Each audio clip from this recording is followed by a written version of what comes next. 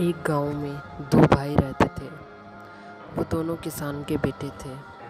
बड़े भाई के पास ज़्यादा ज़मीन थी और छोटे भाई के पास सिर्फ एक ज़मीन का टुकड़ा था जिस पर वो खेती करके अपना गुजारा किया करता था। एक दिन की बात है, छोटे भाई के पास अनाज ख़त्म हो गया तो उसके बच्चे भूख के मारे बिलखने लगे। उसकी पत्नी ने बोला कि आप अपने बड़े भाई से जाकर के क्यों नहीं मदद मांगते। तो किसान ने बोला कि ठीक है, अगर तुम कहती हो तो मेरे बड़े भाई से मैं मदद ले लेता हूँ। वो जाता है और अपने बड़े भाई से मदद मांगता है। उसके बड़े भाई उसको कहते हैं कि ठीक है, तुम्हें 10 किलो चावल मिल जाएंगे, लेकिन बदले में तुम्हें अपनी आँख देनी होगी। ये सुन कर के छोटा भाई हैरान हो जाता है, लेकिन वो सोचता है कि शायद भैया मजाक कर रहे होंगे, लेकिन उसके भैया मजाक नहीं कर रहे थे।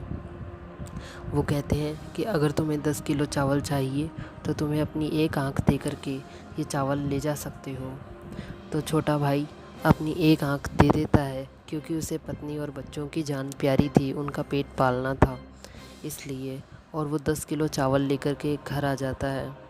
फिर वो कुछ दिन उनके आराम से कट जाते हैं और उसकी जो पत्नी थी वो उसको घर पर आकर के देख कर के सोचती है कि ये वो अपना क्या हाल करके आ गए। वो रोती है और कहती है कि आपने अपनी एक आँख क्यों दे दी। तो वो बताता है कि मैंने तुम्हारे और अपने बच्चों के लिए ऐसा किया है। उसके बाद उनके कुछ दिन बीत जाते हैं। वो 10 किलो चावल आखिर कब तक चलते। फिर वो बीतने के बाद फिर से उनके घर में दिक्कत हो जाती है और अब की बार उसकी पत्नी बोलती है कि अब की बार आप अपने बड़े भाई से मदद मत मांगना। लेकिन वो कहता है कि नहीं, मुझे तुम्हारा और बच्चों का पेट पालना है, इसलिए मुझे उनकी मदद लेनी होगी। भैया इतने भी निर्दयी नहीं हैं। और फिर वो चला जाता है अपने बड़े भाई के पास। बड़े भाई के पास जाकर के कहता है कि भैया, जो आपने 10 किलो चावल दिए थे वो बीत गए हैं, 10 किलो चावल और दे दीजिए। मेरे बच्चों और मेरी पत्नी मेरा इंतज़ार कर रहे हैं, वो भूख के मारे बिलख रहे हैं। बड़ा भाई कहता है कि ठीक है, तुम अपनी दूसरी आँख भी दे दो और 10 किलो चावल ले जाओ। ये सोच कर के वो हैरान हो जाता है, लेकिन उसे बच्चों का पेट पालना था, इसलिए वो अपनी दूसरी आँख भी दे देता है और चल देता है 10 किलो चावल लेकर के।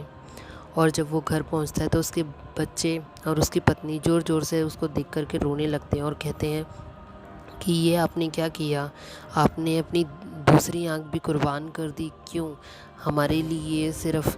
तो वो कहता है कि मुझे तुम्हारा पेट पालना था, इसी कारण मैंने अपनी दूसरी आँख भी दे दी।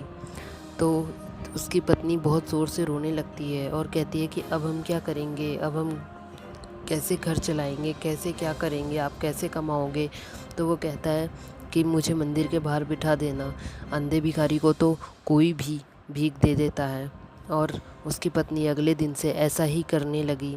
उसको रोज़ सुबह मंदिर के पास बिठा करके आ जाती थी और फिर शाम को लेने चली जाती थी। एक दिन बहुत देर हो गई, लेकिन उसकी पत्नी उसको लेने नहीं आई। शाम हो चुकी थी और अंधेरा होने जा रहा था। वो छोटा किसान इंतज़ार करते करते थक चुका था और जो उसकी ज़मीन थी वो भी उसके बड़े भाई ने हड़प ली थी। इस वजह से उसे भीख मांगने की नौबत आ चुकी थी और इसी कारण उसे अपनी आँख भी गंवानी पड़ी थी। आज बहुत देर हो चुकी थी, रात हो चली थी, परंतु उसकी पत्नी का कोई ठिकाना नहीं था। उसने थोड़ी देर और इंतज़ार किया, लेकिन इस बार उसकी पत्नी नहीं आई। उसने सोचा कि शायद मेरी पत्नी मुझे लेने नहीं आएगी, मुझे खुद ही चलना होगा। अंधा देख तो नहीं सकता, लेकिन फिर भी उसने अपने हिसाब से चलना शुरू कर दिया और सोचा कि क्या पता रास्ते में उसकी पत्नी मिल जाए। वो जैसे तैसे एक घने जंगल में पहुंच जाता है और जंगल में पहुंचने के बाद वो बेहद थक जाता है और थकने के बाद वो सोचता है कि अब मैं कहाँ जाऊँ रात में, अगर और ज़्यादा देर चला तो मैं कहीं रास्ता भटक जाऊँगा। मैं पेड़ के नीचे या कहीं जहाँ भी खड़ा हूँ मैं वहीं बैठ कर के इंतज़ार कर लेता हूँ। और वो बैठ जाता है। जहाँ वो बैठता है वो एक बरगद का पेड़ था। उस बरगद पे 4 भूत रहते थे और आज वो उन चारों का मिलने का दिन था। वो चारों हर महीने के अंत में उसी पेड़ पर बैठते थे और अपना हिसाब किताब किया करते थे। आज वही दिन था। वो चारों भूत आ जाते हैं और एक एक करके बातें करने लगते हैं। उन चारों में से एक भूत उनका सरदार था और नीचे पेड़ के नीचे बैठा हुआ किसान चुपचाप उनकी बातें सुन रहा था। बड़ा सरदार कहता है भूतों का कि बताओ तुमने क्या किया। पहला भूत बोलता है कि मैंने 2 भाई रहते थे किसान के और उन दोनों में आपस में लड़ाई झगड़ा करवा दिया, छोटे को अंधा करवा दिया और उसकी ज़मीन भी हड़पवा दी। अब वो भूखा मर रहा होगा। तो सरदार बहुत खुश हो जाता है, कहता है बहुत खूब, ये तुमने बहुत ही अच्छा किया। दूसरे सरदार से कहता है कि तुमने क्या किया। तो दूसरा सरदार कहता है कि सरदार मैं जो बताऊं उससे पहले आप इसकी दवाई तो बता दो कि आखिरकार अब वो किसान जो अंधा हो चुका है अब वो कैसे ठीक होगा। तो सरदार कहता है अरे उसे क्या पता, इसी पेड़ के नीचे की जो जड़ है उसकी छाल लगा लेने से, उसकी आंखों पर लगाने से उसकी रोशनी वापस आ जाएगी। खैर छोड़ो, तुम बताओ तुमने क्या किया। तो दूसरा सरदार कहता है कि मैंने रामनगर में जो राजकुमारी थी उसकी शादी होने वाली थी। पूरा रामनगर गांव और महल में खुशियां छाई हुई थी। चारों तरफ लोग खुशियां मना रहे थे और मैंने उस राजकुमारी को ही गूंगा बना दिया। अब महल में सन्नाटा पसरा है क्योंकि राजकुमारी की शादी टूट चुकी है। तो ये सुनकर के सरदार बहुत ही खुश हो जाता है और फिर कहता है कि बहुत अच्छा, तुमने बहुत ही अच्छा काम किया है। खैर उनको क्या पता कि इस पेड़ की जड़ उबाल कर पिला देने से राजकुमारी की जुबान जो है वो वापस आ जाएगी। फिर तीसरे सरदार से पूछता है तीसरे भूत से वो पूछता है सरदार कि तुमने क्या किया, तुम बताओ। तो वो कहता है कि रामनगर के पास ही गांव में खूब सारा पानी था, मैंने उस कुएं का पानी सुखा दिया है। अब लोग पानी के मारे तरस रहे हैं और प्यासे मर रहे हैं। ये सुनकर के सरदार बहुत ही खुश हो जाता है और फिर कहता है कि बहुत ही अच्छा काम किया है तुमने, उन्हें प्यासे ही मरने दो सालों को। उन्हें क्या पता कि उन्हीं के पास के गांव के पर्वत के पास में 7 कोस नीचे खुदाई करने पर 7 हाथ की खुदाई करने पर पानी वापस आ जाएगा। खैर छोड़ो, अगले महीने हम फिर से मिलेंगे। ये कह कर के वो चारों ही भूत गायब हो जाते हैं। और उसके बाद फिर जब सुबह होती है तो उस जो किसान जो कि अंधा हो गया था, जिसने भूतों की चारों की ये सारी बातें सुनी थी, उसने तुरंत उसी पेड़ उस हाथ लगाया तो उसको फील हुआ कि वो पेड़ के नीचे है और उसने उसी पेड़ की जो छाल थी उसको घिस करके अपनी आंखों पर लगा लिया और इससे उसकी आंखों की रोशनी वापस आ गई। और फिर वो सीधा चला रामनगर जहाँ राजकुमारी की शादी टूटी थी। वो जाकर के वहाँ के राजा से मिला और उसने कहा कि राजा, मैं आपकी पुत्री की जो आवाज़ है उसे वापस के ला सकता हूँ। तो ये सुनकर राजा बहुत ही हैरान हो गया। उसने कहा कैसे? तो वो कहता है कि मेरे पास इसका उपाय है, आप आज्ञा दे तो मैं कर सकता हूँ। फिर वो उसे आज्ञा दे देते हैं और वो किसान जो है उस पेड़ के पास जाता है और उसकी छाल को, उसकी जो जड़ होती है उसको लेकर के आता है और उसे उबाल करके राजकुमारी को पिला देता है और राजकुमारी की आवाज़ वापस आ जाती है।